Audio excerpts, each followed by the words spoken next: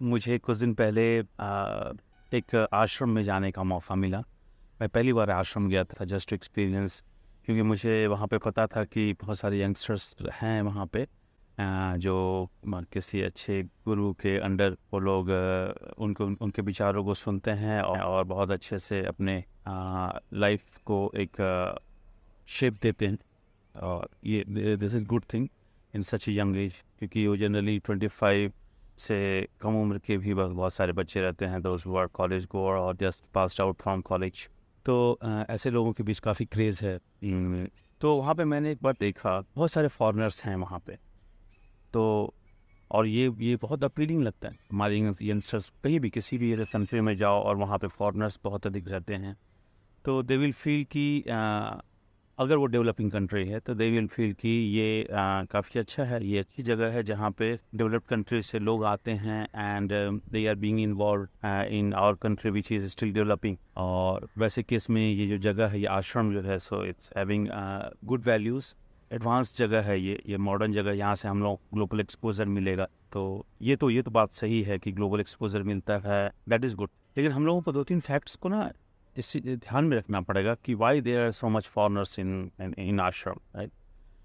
ऐसा तो नहीं है कि हम लोग इसके ऑ में आ जाते हैं, इसके इन्फ्लुएंस में आ जाते हैं कि वहाँ पे फॉरेनर्स हैं, that means everything is happening there is good and it will certainly transform my life and मुझे वो सब कुछ मिल जाएगा जो मुझे चाहिए। I will got all happiness and then peace and then substance to lead my life, और नए लेसन्स मिल जाएंगे और मैं जॉब करने लगूंगा या फिर मुझे पैसे मिल जाएंगे, ऐसा।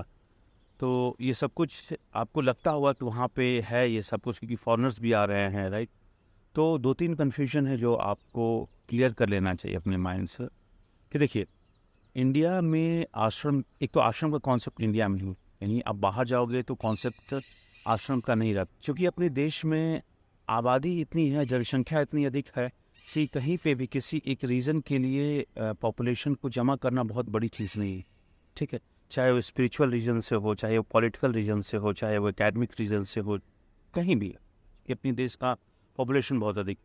एंड स्पिरिचुअल लीडर्स जहाँ भी हैं, जहाँ भी आश्रम हैं, वो लोग बहुत कोशिश करते हैं अधिक से अधिक लोग जुड़े, अधिक से अधिक लोगों के जीवन पे प्रभाव पड़े उनका। लेकिन फॉरेनर्स को क्या अपीलिंग लगता है, क्योंकि वहाँ पे बहुत लोग हैं और उनको अपने देश में ऐसा इतनी बड़ी इतना बड़ा आबादी उनको नहीं मिल सकता है। तो ये जो मास है ना, उनको बहुत अपीलिंग लगता है। मास के कारण वो लोग सोचते हैं क्या कि ये सच में यहाँ पे बहुत अच्छी चीज़ें हो रही है। जब देखते हैं इतना बड़ा मास इसको फॉलो कर रहा है, तो वो और भी ज़्यादा फैसिनेट हो जाते हैं इस वजह से। सेकंड रीज़न है कि अगर आप देखेंगे यहाँ पे तो कॉस्ट ऑफ लिविंग भी कम रहता है। तो जिस कारण से अगर फॉरेनर्स आते हैं तो उनको बहुत ज़्यादा पे नहीं करना पड़ता है इधर। एंड अच्छे से उनको चूँकि वहाँ पे आप देखोगे जनरली सात्विक भोजन मिलता है, तो जो कि डाइजेशन में भी इतना प्रॉब्लम नहीं है। फूड एकोमोडेशन को लेके भी उनको बहुत ही nominal cost, almost free of cost में जो उनको ये मिल जाता है। तो आश्रम के लिए भी काम करता है कि फॉरेनर्स बहुत सारे रहें, ताकि जो भी यंगस्टर्स हैं उनको बहुत ज़्यादा फीलिंग लगे, फैसिनेटिंग लगे और वो भी उनके साथ जुड़ना चाहे। तो ये एक तरह से हम कह सकते हैं कि स्ट्रैटेजी रहती है आश्रम की भी, कि अधिक से अधिक फॉरेनर आएँ। फॉरेनर्स के लिए भी ये अच्छा रहता है कि वो आए, स्पिरिचुअलिटी को समझें, तो इसी कारण से आश्रम का कॉन्सेप्ट यहाँ पे सक्सेसफुल है। बाहर में आश्रम का कॉन्सेप्ट ही सक्सेसफुल नहीं है, बहुत कम जनसंख्या है वहाँ पे। अब कितने लोगों को आप लेके आओगे, and all of them are very occupied in one on other way, right? वहाँ पे जैसा ऐसा है कि हर कोई अपने आप में इंगेज है एंड हर कोई बहुत ज़्यादा मतलब अच्छे से पढ़ा लिखा है, तो हर किसी के पास अपनी ड्यूटी है। तो वैसे केस में वो आपके साथ वो इन्वॉल्व नहीं होता है अगर आप बाहर जाओगे तो, और अगर होगा भी तो बहुत कम जनसंख्या होगा। तो उसको, इस मॉडल को सक्सेसफुल वहाँ पे बनाना, फॉरेन में बनाना, जैसे आप यूएस की बात ले लो इसको, या फिर किसी यूरोपियन कंट्री की बात ले लो, या फिर ऑस्ट्रेलिया की बात ले लो, या फिर आप इधर साउथ ईस्ट एशिया की बात ले लो, कहीं पे भी ये बहुत ज़्यादा सक्सेसफुल नहीं है, क्योंकि वहाँ पे पॉपुलेशन उतना अधिक नहीं है एंड जो भी पॉपुलेशन है they are aware in most of the thing. उनको अपना ड्यूटी मालूम है, रिस्पॉन्सिबिलिटी मालूम है।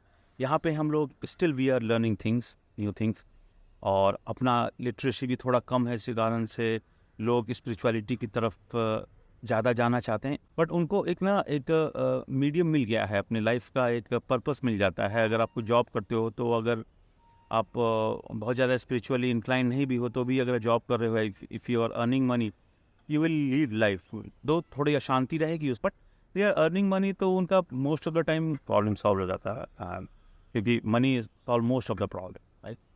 तो ये रीज़न है कि वो वहाँ पे फॉरेन में ये सक्सेसफुल ही नहीं।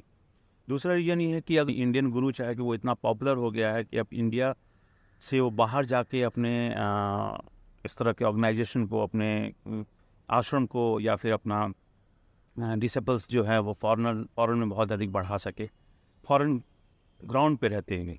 ठीक है, जैसे हम लोग ओशो की बात करते हैं, तो ओशो पहले पुणे में थे, पुणे के बाद वो फिर यूएस में गए। तो आप देख ही रहे हो कि वो स्टोरी अगर आप चाहो तो देख सकते हो, it is the story of eighties, कि उनको बहुत प्रॉब्लम हुआ और अल्टीमेटली उनको वहाँ से यूएस से क्या बाकी की और भी 21 या 26 कंट्रीज से उनको डिवार कर दिया गया एंड उनको रिस्ट्रिक्ट कर दिया गया, उनका एंट्री नहीं मिलता था, उनको वीज़ा नहीं मिलता था कि to stay in that country. तो क्योंकि उनका कल्चर अलग है, मीन्स एक तो फॉरेनर का कल्चर भी अलग है, वो स्पिरिचुअलिटी को एक लेवल तक वैल्यू देते हैं, but this is individual thing. आप मास को लेके वहाँ पे नहीं समझा सकते हो, मास को इन्फ्लुएंस नहीं कर सकते हो स्पिरिचुअली, बिकॉज उनकी कल्चर, उनका भी कल्चर रिच है। तो why they need to conflicting thing, right. वो कन्फ्लिक्ट ऑफ इंटरेस्ट भी आता है, कोई कुछ बोल रहा है, कोई कुछ बोल रहा है। जब एक तरह से वो लोग सही लाइफ जी रहे हैं, जब एक रास्ते पे चल के अपने डेस्टिनेशन पे पहुंच रहे हैं, तो क्या जरूरी है दो रास्ते से जाके वहाँ पहुँचना, राइट। ऐसे में मैनेज करने वाले को तो बहुत मुश्किल हो जाएगा ना। इसलिए जब आप फॉरेन कंट्री में कोई गुरु जाते हैं और वहाँ पे कोशिश करते हैं कि अपने फ्लॉरिश करे अपने विचारधाराओं को, तो कई बार उनको बहुत अनसक्सेस मिलता है फॉरेन ग्राउंड पे।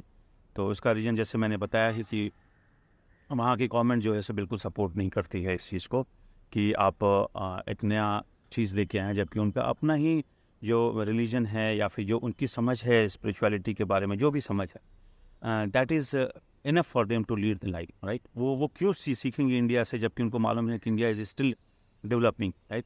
हो सकता है उनका एरोगेंस हो सकता है कि उनका इग्नोरेंस हो, but they are successful in most of the aspect. तो why they should look for us for anything, right? They are self-reliant. तो ऐसे केस में बाहर में वो सक्सेसफुल होता नहीं आश्रम। तो अब होगा भी कहीं कहीं पे हम देखते हैं कि फॉरेन कंट्रीज़ में भी उनका प्रेजेंस रहता है, आश्रम का प्रेजेंस रहता है, और वो बहुत कम रहता है, जस्ट फॉर द नेम से कि वहाँ पे है ऐसा।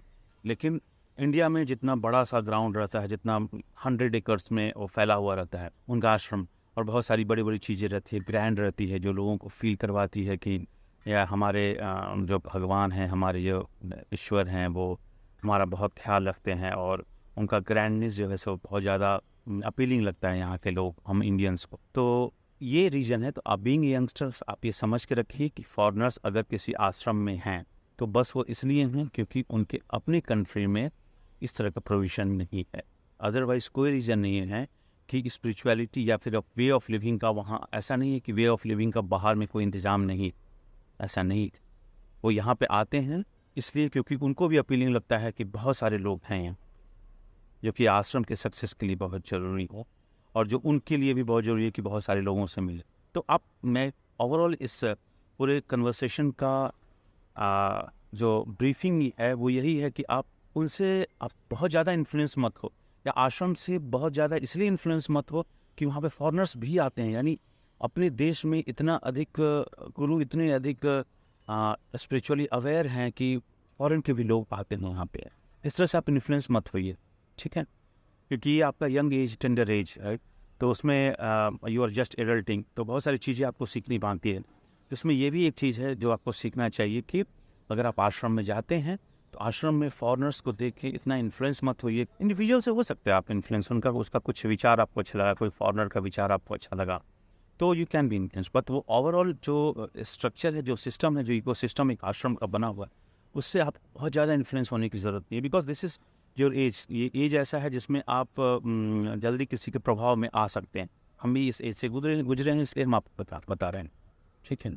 और इसके अलावा मैंने एक वीडियो भी बनाया था कि साथ में आप रहते हुए, आश्रम में रहते हुए आप नए स्किल्स को सीख सकते हैं, टेक्निकल या नॉन टेक्निकल स्किल्स को सीख सकते हैं। उसका बहुत बड़ा सा हम लोगों ने शुरू किया है प्रोग्राम, उसके साथ आप जुड़िए और यहाँ से सीखिए, वहाँ पे रहिए, वहाँ के लिए भी वॉलंटियरिंग कीजिए, और साथ साथ 1-2 घंटे निकाल कर कुछ स्किल डेवलपमेंट भी कीजिए ताकि आपका डेवलपमेंट हो सके। इसी के साथ मैं अपनी बातों को ख़त्म करता हूँ एंड अपना आप ख्याल रखिए और I am your Edu Papa and take care of you. मैं जब भी जाता हूँ तो एक मेरा पॉइंट ऑफ व्यू रहता है, व्यू भी रहता है कि how youngster will look into this and what is their perspective, और क्या ऐसी चीज़ है जो हम यंगस्टर्स के साथ शेयर कर सकते हैं जो कि they are shaping their career, they are shaping their life. तो it should be celebration in all means. तो enjoy your life